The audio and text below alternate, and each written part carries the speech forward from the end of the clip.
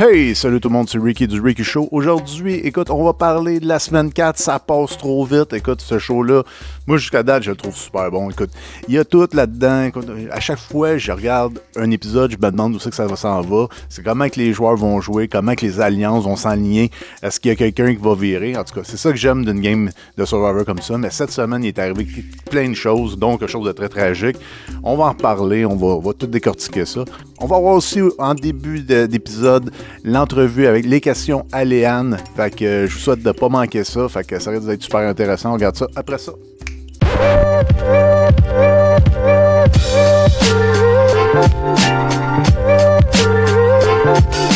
Lundi, ça commence avec le retour au camp de Hugat qui viennent d'éliminer Léane. Puis justement, on va commencer par les 5 questions. J'y ai posé.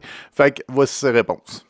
J'ai posé comme première question à Léane, qui, selon toi, sur ton île, a le plus de chances de gagner? Moi, va gagner sur mon île. Quand je suis sortie, j'étais dans la tribu Ougat 2.0. Je pense que Catherine, elle est bien positionnée en tant que joueuse. Elle est extrêmement stratégique, mais elle est dans la douceur. Donc, sa stratégie de jeu, si tout se passe bien, elle devrait se rendre à la finale. Comme deuxième question, j'ai demandé à Léane, une chose que tu aurais aimé qu'on montre de ta game à l'écran? J'aurais aimé à la télé qu'on voit davantage mes capacités interpersonnelles, ma capacité à connecter avec les gens. Malheureusement, j'ai pris du retard en termes de game, de stratégique. J'avais beaucoup de difficultés niveau personnel dans les premiers jours à Survivor, mais on n'a pas montré, je trouve, assez ma capacité à créer des liens. Honnêtement, j'ai réussi à connecter tant avec Eric, Jérémy, Geneviève, chaque individu. Puis je pense que ça l'a paru lors de ma sortie, là, quelques émissions après. On entend encore parler de mon élimination, comme quoi que les gens sont touchés. Donc, je pense qu'on n'a pas vu cette parcelle-là assez à la télé. On a vu mon départ, qu'est-ce que ça l'a engendré, mais on n'a pas vu mes connexions à la télé. Aussi, pour question 2, qu'est-ce qu'on n'a pas vu à la télé? Je pense que mon côté stratégique, j'étais pas celle qui allait nommer les noms en premier, mais je savais les coups qui s'en venaient, puis qu'est-ce qui allait être bon pour ma game à long terme. Entre autres, quand j'étais dans Ougat 2.0, j'ai voulu m'affilier avec Ashley ou Luc parce que je savais que l'Alliance Soleil ne pouvait pas durer après la fusion. Donc, évidemment, on allait devoir s'entre-éliminer. Donc, pour moi, c'était du long terme que je regardais. Puis, j'ai malheureusement pas eu la chance d'être représentée de cette façon à la télé. Comme troisième question, j'ai demandé son meilleur moment hors caméra. Mon meilleur moment hors caméra, mon meilleur moment hors caméra, ça serait, je pense que c'est tous les moments cocasses autour du feu, la vie de campement. Tu sais, qu'on se lève le matin, on prend pas notre petit café évidemment, mais on prenait nos petites marches, on essayait de se trouver des repères, des habitudes pour se retrouver dans un environnement familier, qu'on se sente comme à la maison, un petit sentiment de réconfort. Mais je pense que c'est ça, c'était le hors-cam, les connexions humaines. Là, j'ai des bons souvenirs là qu'on n'arrête pas de parler autour du feu jusqu'aux petites heures du matin. Ou sinon, je pense que la première nuit aussi, ça a été un moment marquant. On était tellement toutes surexcitées, stressées, apeurées que je pense qu'on a peut-être dormi 15 minutes. Puis on riait, on était quasiment pas en psychose là, mais on était tellement euphoriques, on s'était mis sur la bûche tout près du bord de l'océan, puis on était là à apprendre à se connaître, puis à se pincer, qu'on était vraiment en train de faire Survivor. Fait que je pense que les premiers instants, c'est quand même assez marquant pour une aventure d'un joueur. Ouf, bonne question. Ma saison favorite de Survivor, toute édition confondue. C'est difficile pour moi. Malheureusement, j'ai pas eu la chance de commencer les Survivor Australie, mais je le sais que le style de jeu, Le pacing également, que c'est des quotidiennes et non seulement un 90 minutes. C'est plus similaire à Survivor Québec. Donc ça, j'ai vraiment hâte de me faire une idée par rapport à cette version. Mais sinon, US, j'aime vraiment toutes les saisons qui ont les OG, là, du sens, les candidats OG comme Poverty, Tony, Caroline, qu'est-ce que c'est ça, Boston Rob, je veux dire, c'est des emblèmes, donc c'est sûr que les saisons qui sont là, j'ai un parti pris, j'ai toujours été intéressée à les regarder. Et sinon aussi, j'ai bien aimé les saisons avec les thèmes comme David et Goliath, Hero Villain, etc., etc. Donc ça, ceux-là, je les ai vraiment aimés. Puis je pense que pour la New Era, donc 40 et plus après les Winners at War, je dirais que la saison actuelle, la 48, je la trouve vraiment bonne. Vraiment, vraiment. Fait que, ouais, ça serait ça, ma réponse. Comme 5e question, je lui ai demandé quelle était ta stratégie de départ, qu'est-ce que tu imaginais, versus comment ça s'est passé pour de vrai, dans la réalité. Ma stratégie en début de parcours, là, je visualisais vraiment ça pendant le processus d'audition, puis aussi pendant la quarantaine avant mon aventure. Moi, je voulais vraiment avoir une game tranquille en début de jeu. Je voulais être la petite Bobli, 5 pieds, non menaçante, asiatique. Puis ça, réellement, je pense que je l'ai réussi. J'ai été choisie dernière pour les choix des équipes.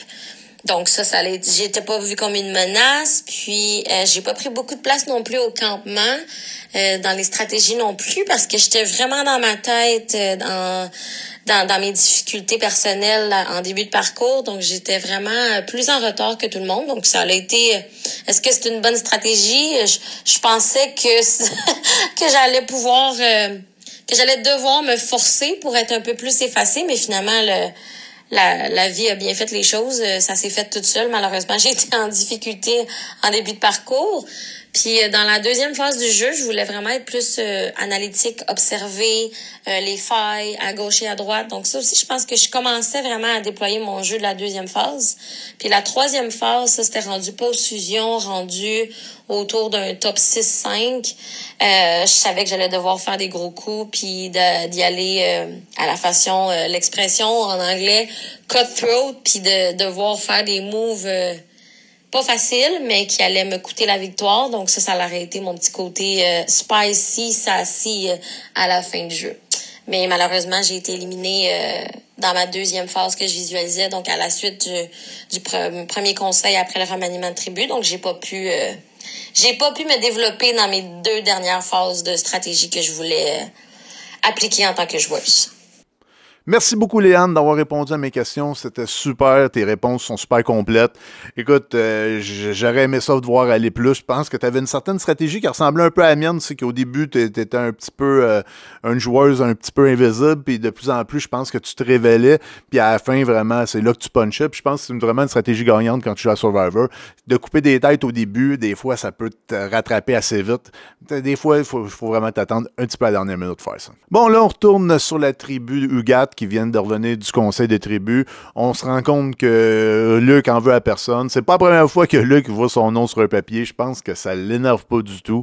Puis encore une fois, ben c'est lui qui s'en est sorti. C'est lui qui, avec son avantage. Je reviendrai pas sur toute la stratégie qu'il y a eu à l'épisode de dimanche, là, mais c'est vraiment lui qui s'en est sorti. Là, puis il en veut pas à personne. Il est prêt à travailler avec tout le monde. Ashley a de l'air à bien se diversifier à la fin de la réunion là, entre les Hugat. Il va vraiment parler avec Catherine, puis il a de l'air à vouloir ouvrir un peu son jeu. Là, puis à dire, écoute, c'est pas parce que là, Luc avait un avantage, j'avais pas le choix d'aller avec lui, mais peut-être pour un autre vote, là, je serais peut-être ouvert à venir avec toi. Là, puis c'est ça qu'on sent un petit peu à la fin. On voit vraiment qu'il ouvre son jeu. Après ça, on a une petite visite du côté de Sapa, puis on se rend compte que Kevin, écoute, lui, là, il est prêt à jouer, il est prêt à lui mentir, faire des coups, pas dire la vérité. Parce qu'ils ont comme comme une genre de discussion sur la vérité, sur jusqu'à où tu es prêt à aller. Puis j'ai vraiment aimé son style de jeu. Il est vraiment venu, lui, avec un style un peu plus vilain, un peu plus, regarde, moi, je vais trahir le monde, je vais dire un peu, tu sais, je vais dire qu'est-ce que le monde veut l'entendre, puis je vais faire mes coups un petit peu dans le dos. Puis je trouve que c'est vraiment, il le fait super bien jusqu'à date. Je suis vraiment admiratif de sa game, là, vraiment, là, même s'il est cocky, même si des fois il prend pas mal de risques, mais on dirait qu'il réussit toujours à s'en sortir, à faire les bons moves, puis il sait comment ça lui aussi aux bonnes personnes, là, jusqu'à date. Chapeau, Kevin. C'est étrange de voir Geneviève et Elodie au début. Ils se demandaient c'est quand qu'elle allait sortir Kevin, puis tout ça. Puis on dirait que Elodie, elle garde son immunité pour sortir Kevin. Mais là, ils ont comme un genre de petit changement de point de vue. Puis je pense que c'est une très bonne idée de garder Kevin pour ces deux filles-là. Je sais qu'Elodie veut travailler avec des filles. Mais là, de plus en plus que la game avance, ça se rend compte qu'elle peut pas juste garder des ennemis alentour d'elle. Parce qu'elle va en avoir besoin de Kevin. Kevin, il prend bien de la place. Kevin, c'est un gros bouclier. Puis je pense que les deux filles vont le garder le plus longtemps possible parce que lui, de toute façon, il en veut à Marie-Lou puis il va se lancer tête première contre Marie-Lou puis ça risque d'être le premier accrochage où c'est qu'il va y avoir une première victime quand il va y avoir une fusion. Puis ça, je pense que c'est une bonne stratégie de leur part aux deux. Du côté de Malaki, on voit que Marie-Lou commence à vouloir travailler avec Eric. Puis ça parle un peu de sortir André. André, c'est dur à sortir. J'essaie d'en sortir un dans ma saison. Ça a été quand même assez compliqué. Mais pour de vrai, écoute, je sais pas comment ça va s'aligner. On voit qu'il y a beaucoup de... Tu sais, André, lui, veut sortir Sarah. Et je pense que Marie-Lou, c'est ça qui a fait un petit peu peur. Fait que je pense que là... Vraiment, André risque d'être la prochaine cible, mais ça risque aussi d'affaiblir Malaki. Fait que j'ai bien hâte de voir la suite. Puis en parlant d'affaiblir, ben, c'est l'épreuve qui arrive. On apprend au début de l'épreuve qu'il va y avoir une épreuve d'immunité, puis après ça, il va y avoir une autre épreuve plus tard en semaine pour les deux perdants. Quand toutes les équipes arrivent, on se rend compte que le départ de Léane a laissé un gros choc. Je pense que c'est Sébastien qui a une forte réaction. Écoute, puis là, on sent que les Hugat, là, les anciens Hugat, ils commencent à se réveiller et à se dire, hey, on dirait que les Malaki, eux autres, c'est pas eux autres qui se font éliminer, là, c'est nous autres. Puis là, je pense que William a comme pris la décision de dire un peu qu'est-ce qui s'était passé, puis vendre le plan de Luc en disant qu'il y avait eu un avantage, puis que c'est lui qui avait décidé, dans le fond, c'est qui partait. Pour, je pense, un peu enlever de la chaleur sur lui, surtout des anciens Hugat, puis en mettre peut-être un petit peu plus sur Luc. Il dit, regarde, t'as fait un bon coup, bonne chance, super. L'épreuve, c'est l'épreuve des barils. Écoute, en plus, ils ont un lunch, un déjeuner. Je pense que j'en avais parlé au dernier épisode, le café, ils en ont pas parlé, là, mais le café aux Philippines, il est vraiment mauvais. Puis, écoute, je pense qu'on n'entendra même pas parler de ça, du café. Mais il y a un lunch, écoute, un brunch avec des œufs, des saucisses, du bacon. Le bacon a l'air vraiment bon. Puis je pense que ça, c'est vraiment ce qu'ils font mieux, les Philippins. Du bacon, là, sont vraiment bons là-dedans. L'épreuve est vraiment chaude. Écoute, ça a l'air forçant. Au début, il faut que tu apprennes à marcher sur un baril avec une corde. Ça a l'air compliqué. Puis après ça, il faut que tu te déplaces. T'es 4 avec 3 barils tout le temps. Non, je pense qu'il était-tu 2 par... Je pense que c'est ça. Il était 4 avec 3 barils. 2 par baril pendant que tu en déplaces un. Ça va l'air vraiment compliqué, cette épreuve-là. Puis à la fin, c'est le lancer de poche sur les barils. Puis là, ça s'est vraiment joué là. Puis Sapa, qui était en retard tout le long, ben, c'est là qu'ils se sont rattrapés avec les super lancers de Kevin. Kevin avait l'air à lancer des beaux lobes qui restaient. Moi, qu'est-ce que j'ai remarqué, c'est que Kevin avait souvent l'autre main pleine de poches. Puis les autres, des fois, avaient une poche ou 2 poches dans l'autre main, mais lui, il avait l'air d'en avoir tout le temps un bon paquet. Puis il avait l'air à lancer pas mal plus vite que les autres. Puis je pense que c'est ça un peu, cette petite stratégie-là qui a donné peut-être un petit peu plus pour gagner l'épreuve. Puis fait que Sapa, ben, ils iront pas au conseil cette semaine. Puis en plus, ben, Sapa, ils vont manger. C'est moi où il y a beaucoup de récompenses cette année. Je pense qu'il y a beaucoup de récompenses, mais vu qu'il y a 3 équipes, ben, je pense qu'il y a bien du monde qui ont quand même pas beaucoup mangé. Fait que je pense que ça va s'équilibrer, tout ça. Puis écoute, mais... Jusqu'à date, j'étais content pour eux autres d'avoir une autre récompense. Puis quand t'es à Survivor, des récompenses, t'en veux parce que c'est bien beau que t'aies un gros repas, là, mais il est vite passé puis tu l'as vite dépensé. Là. Retour au camp de Malaki, on voit que Marie-Lou parle d'éliminer Kevin. Il faut tout se mettre sur Kevin. Ça sent vraiment la confrontation en début de fusion là, entre Marie-Lou et Kevin. Même Ryan a l'air d'avoir la même opinion. Ryan, lui, en plus, il a élargi ça, il l'a dit. Il trouve que les deux sont vraiment dangereux. Puis je pense que si ils réussissent de sortir de sa pas une coupe de vote, là les autres, tout le monde va se rendre compte que ces deux-là sont vraiment très, très, très dangereux. Puis ils vont avoir déjà quelque chose à écrire sur leur CV. Luke tente de régler ses comptes avec William. Il aime pas que William il ait mis une cible sur le dos juste avant l'épreuve en disant que, écoute, c'était toi, ton avantage, c'est toi qui as décidé c'est qui s'en allait. Parce que pour Luke, ben, c'était une décision d'équipe. Puis, mais tu sais, écoute, est-ce que c'était la bonne façon de faire? Est-ce que c'était une bonne stratégie? Moi, j'ai quand même trouvé que c'était une pas pire stratégie, mais on dirait que je sais pas, on dirait que chez les partners de Luke, les anciens Malaki, ça l'a comme eu un petit... on dirait que ça a pas pogné. On dirait que Florence, elle voulait jouer plus avec William, puis Ashley, lui, depuis longtemps, ben, lui, il attendait juste une raison pour flipper, là, pour s'en aller avec William. Puis même William, il se rend compte qu'il pense que Luke a fait une erreur. Il y a bien du monde qui pense que Luke a fait une erreur. Luke, pour se faire pardonner, amène un genre de petit bout de coco, de cœur de coco. Je sais pas si ça va être assez. D'après moi, ça a passé pour j'essaie d'enterrer à la gage de guerre, mais quand t'as un conflit comme ça qui a comme un peu éclaté, puis tu peux te positionner comme victime, ben t'en profites, puis ça, c'est vraiment ça que William va faire. Après ce retour chez Sapa, il y a Seb et Daniel qui pensent que les anciennes tribus n'existent plus, puis ils se demandent comment ça que les autres pensent encore en termes de tribus, en termes d'anciens Malaki, anciens Yugoth.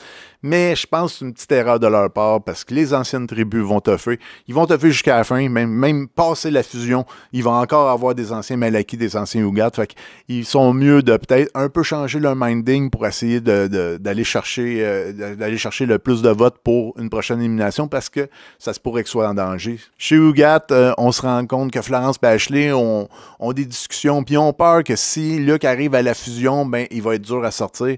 C'est sûr que ce genre de joueur-là, même s'ils ne gagnent pas d'immunité, même il y a tout le temps quelque chose, on dirait qu'ils ont comme un aura. Fait que je pense que c'est peut-être intéressant pour eux de les sortir, mais souvent, c'est les joueurs forts, il faut que tu sortes avant la fusion. Puis Ashley, je pense que lui, il se considère comme un joueur fort, fait qu'il va essayer peut-être de sortir quelqu'un de peut-être un petit peu plus faible en disant que cette personne-là gagnera pas rien, mais il va se rendre en finale, que quelqu'un va vouloir l'amener en finale. Puis je pense que c'est une bonne stratégie de sa part. Chez Sapa, le brunch avait l'air super bon. Écoute, les saucisses n'avaient pas l'air trop cuites, là, mais bon, le café, ils en ont même pas parlé. Là, je pense que d'après moi, ils en ont versé un peu dans une tasse, ils ont goûté, puis ils ont foutu ça dans les poubelles. Là, ils ont dû dire, ah non, on boit pas ça. Là. Ils servent pas de lait avec ça, puis c'est ça, c'est de l'instantané, c'est vraiment, ouais, c'est pas le meilleur café. Puis après ça, il y a la visite de Patrice super sympathique, quand il arrive sur le camp, ben, tout le monde l'accueille, ça met de l'énergie, ça met, puis là, il arrive avec une genre de twist, c'est que l'équipe va falloir qu'ils s'entendent sur un vote pour Malaki, puis un vote pour Yugoth. Ça veut dire que l'équipe qui va perdre dans la boîte va déjà avoir un vote, soit pour un Malaki, ou soit pour un Yugoth.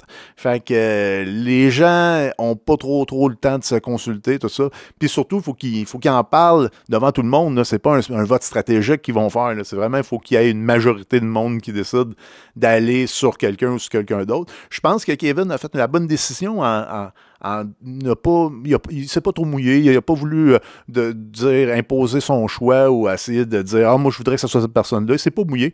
Fait qu'il a vraiment été avec le reste de la tribu qui ont nommé Eric. Puis là, après ça, on a vu Daniel qui a dit « Ah, là, ça serait intéressant qu'on prenne un ancien Malaki ». Fait que là, tout à coup, ben, les anciennes alliances, ben, il y avait du sens. Fait que là, puis après ça, il a fallu qu'il vote pour un ancien Malaki. Fait que je pense que le vote s'enligne vers Luc.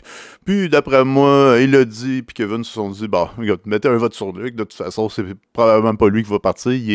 On peut pas le faire partir, Luc. Est-ce que c'était une stratégie de Daniel de peut-être pouvoir éliminer un Yugoth qui était en majorité chez les Yugoth, enlever un ancien Malaki? Puis, de toute façon, vu qu'il ne travaillait pas avec Eric chez les Malaki, Fait qu'il pouvait sacrifier cet ancien Ugat-là. Je sais pas si c'est clair, là, mais peut-être une stratégie. Peut-être qu'il y avait une stratégie en arrière de ça, du genre, OK, on vous laisse Eric, mais chez les nouveaux Yugat, ben, on va choisir, puis on va s'assurer que peut-être que ce soit un Maleki qui ait le désavantage. Je ne sais pas s'il y avait quelque chose comme ça de la part de Catherine, Sébastien, parce que je pense que c'est plus eux autres qui ont de l'air, peut-être aussi avec Geneviève, qui ont eu l'air à choisir sur qui allaient les votes, là, mais je sais pas, mais on ne saura jamais, mais peut-être que ça aurait pu être une bonne stratégie. Myriam puis André, chez les Maleki, tentent de se rapprocher de Eric pour essayer, peut-être, après s'être rendu compte que les Marie-Lou, Sarah, ils n'ont pas l'air de vouloir voter contre Ayane ou voter contre Sarah, mais je pense qu'ils se sont dit, écoute, là, en plus, il y a eu une couple d'élimination aussi que c'était des anciens Yugat. Fait qu'en tant qu'anciens Yugat, je pense qu'ils se sont dit, regarde, peut-être qu'on devrait se serrer les coudes un peu pour essayer de sortir un ancien Maleki puis pas se laisser avoir. Mais je pense que la discussion a quand même assez mal été. Puis ils n'ont pas trouvé convaincant Eric, que ce soit André ou Myriam. Je sais pas, on se rend compte qu'Élodie semble s'être attachée beaucoup à Daniel et Sébastien. Puis je pense que pour elle, ça va vraiment être compliqué de faire ce vote-là. Même si c'est probablement ce vote-là, il faut qu'elle fasse s'il se retrouve une autre fois au conseil. Je pense qu'ils vont tout faire pour pas se rendre là. C'est plus compliqué pour elle, on dirait, que pour Kevin. Kevin, lui, ça a l'air d'être pas mal clair. Lui, il va avoir de la facilité à se regarder dans le miroir après, mais je pense qu'il a dit, elle commence à avoir un petit peu plus de misère, puis plus qu'elle est en train de s'attacher à ses nouveaux coéquipiers. Mercredi, c'est là que Eric, il veut sortir Myriam. Il pense que Myriam est vraiment plus dangereuse qu'André. Puis même, il va en discuter avec André, parce que là, il croit un peu les anciens Maleki qui disent que c'était lui la cible depuis le début, puis il veut une confirmation d'André. Il y a la confirmation d'André, comme quoi, ben oui, que son nom il est sorti, puis toute l'équipe. Puis là, André, ben, il va dire à André qu'il essaie d'enlever de la cible sur lui. Fait que là, André va dire, ah ouais, la cible est sur moi, puis là, il va arriver sur la plage, puis il va confronter un peu tout le monde, comme ça, c'est moi la prochaine cible, tout ça. Puis là, tout le monde va lui dire, ben non. Puis là, Marie-Lou va avoir un genre de petit speech, c'est quoi cette affaire-là de dire des noms devant tout le monde? Puis je pense que c'est une façon dangereuse de jouer, mais ça s'est encore viré un petit peu contre Eric à cause de Myriam qui parlait à Marie-Lou. C'est là que Sarah va avoir une super stratégie. Elle va amener Eric un petit peu à part.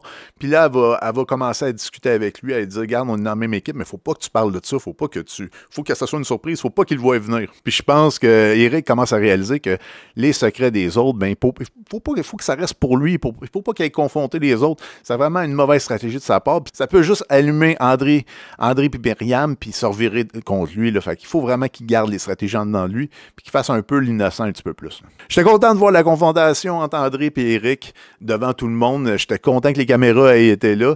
C'était super. Écoute, des fois, on manque ce genre d'affaires-là, mais là, les caméras étaient là, puis c'était vraiment tant mieux. Tout au long de l'épisode, on voit beaucoup d'histoires à propos de Catherine. Moi, je me posais beaucoup de questions. Je me disais, c'est-tu elle qui va être en danger bientôt? C'est-tu elle que les Yugat vont éliminer?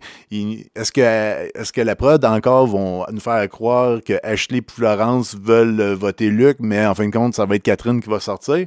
Je me demandais, je me suis vraiment posé la question à ce moment-là. Catherine va avoir une super belle discussion avec Florence, comme quoi ils vont parler de la peur pendant les challenges. Florence a peur au début des challenges. Karine, elle aussi, puis là, elle a passé par-dessus ça pendant le baril et tout ça. Mais moi, je peux vous dire, là, pour de vrai, là, quand t'es à Survivor, là, moi, je comprenais pas ceux qui étaient pas nerveux pendant les challenges. Moi, j'avais tout le temps peur. Je jouais tout le temps comme si ma vie en dépendait, comme si j'avais le couteau entre les dents, parce que je me disais, écoute, si c'est à cause de moi qu'on perd cette épreuve-là, ben, ma tête est sur le bûcher quand je reviens, puis le conseil, là, ils vont me mettre dehors. Là, il faut vraiment que je sois très productif, il faut que je sois le meilleur que je peux. Fait que je me mettais beaucoup de pression. Ça ressemble un peu à de la peur, mais je pense que c'est vraiment ça. Ils se mettent beaucoup de pression pour performer. Puis ça, je pense que c'est pas mal normal. Puis ça arrive, ça diminue un peu avec le temps, mais ça disparaît jamais. La deuxième épreuve d'immunité, écoute, c'est la secoupe. La secoupe qui avait l'air tellement lourde. La secoupe, il fallait qu'elle remplisse d'eau en plus. Ça avait l'air lourd. Écoute, je pense qu'ils sont jour 18, quelque chose comme ça. Ils n'ont pas mangé depuis longtemps, longtemps. Ils sont faibles, là, tu sais. Puis en plus, ils dorment à terre, là, sur du sable, là, sur des feuilles de palmier, là. Fait que le dos, ils sont endoloris. Je me suis dit, quand j'ai vu ça, cette affaire-là, oh, ça a l'air lourd, tu sais. Tu les voyais avancer, puis avoir de la misère à avancer avec pas d'eau dedans. Fait que je me suis dit, quand il y a de l'eau là-dedans, ça doit être horrible. Je me suis dit, pourquoi il aurait pu le faire avant, tu sais, quand le monde est en équilibre, ou, tu sais, ça, il me semble, j'aurais vu ça dans les 2 premières ou dans les 3 premières épreuves. Je trouve que là, c'est un petit peu, le monde était faible. On voyait que Luc avait de la misère, là, mais de la misère, là, tu le voyais essayer de repogner, puis, tu sais, écoute, je pense que chez Yougat, la pierre est tombée 2 fois. 2 fois où quelqu'un aurait pu même tomber. Puis en plus, il fallait qu'il marche en équilibre, en tout cas. J'ai trouvé que c'était compliqué comme épreuve. Moi, c'est sûr, je me serais démoli le dos là-dedans.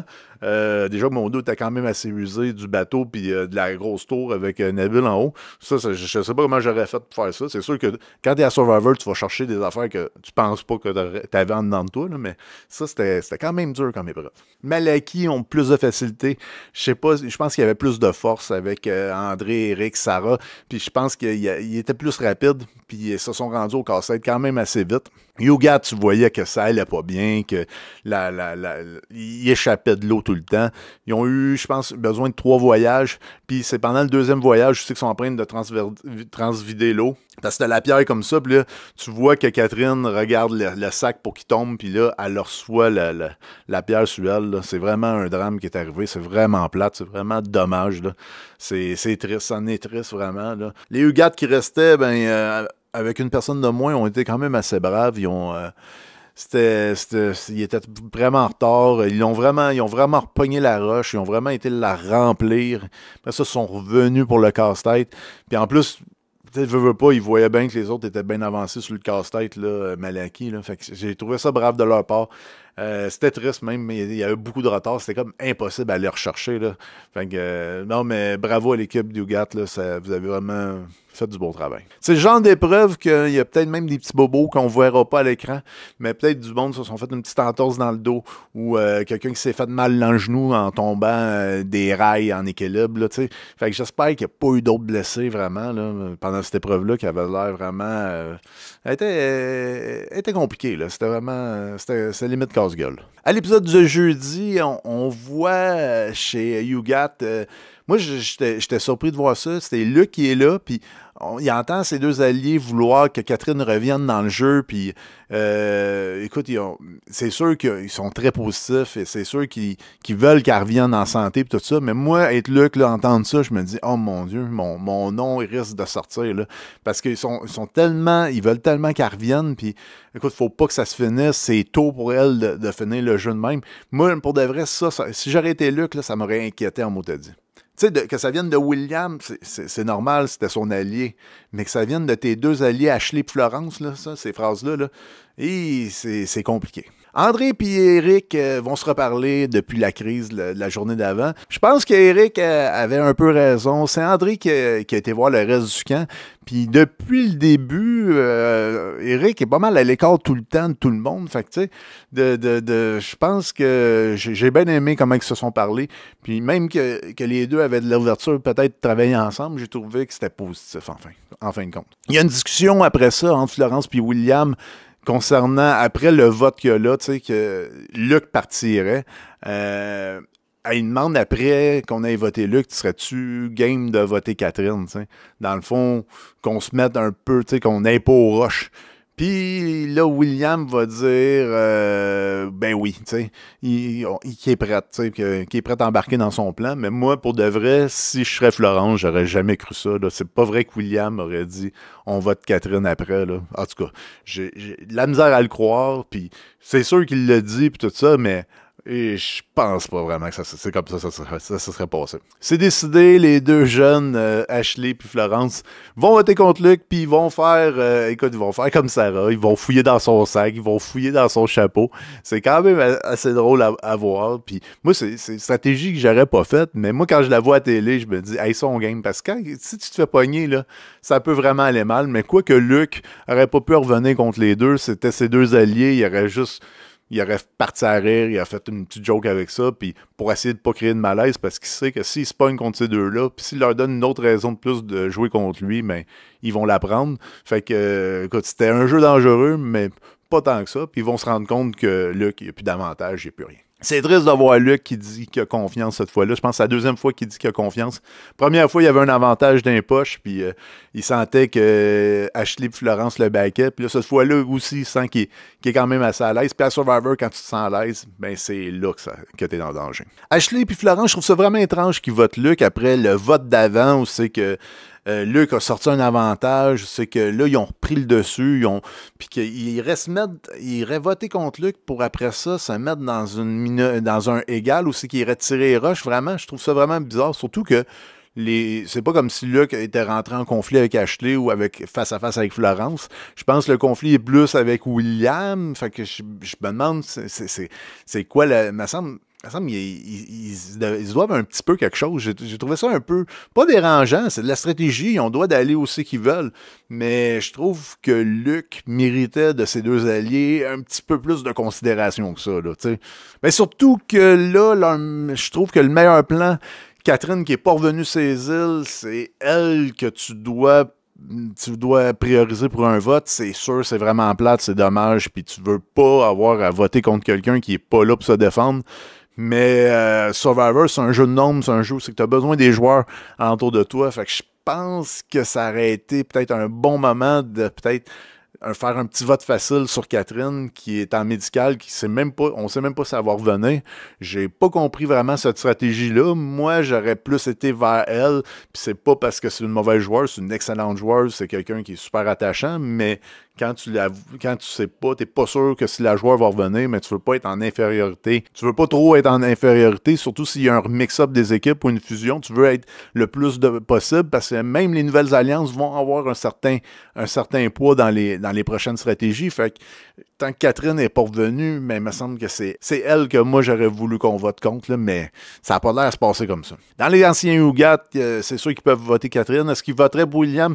Je pense qu'en ce moment, ils ont vraiment besoin de William. Ils ont besoin de gagner les épreuves. Je ne sais pas encore combien il en reste avec les 3 tribus telles quelles, mais ils ont vraiment besoin encore de William pour un petit bout. Pendant le conseil, on va voir Pat qui va dire est-ce que l'option de Catherine, est-ce que c'est une possibilité pour vous?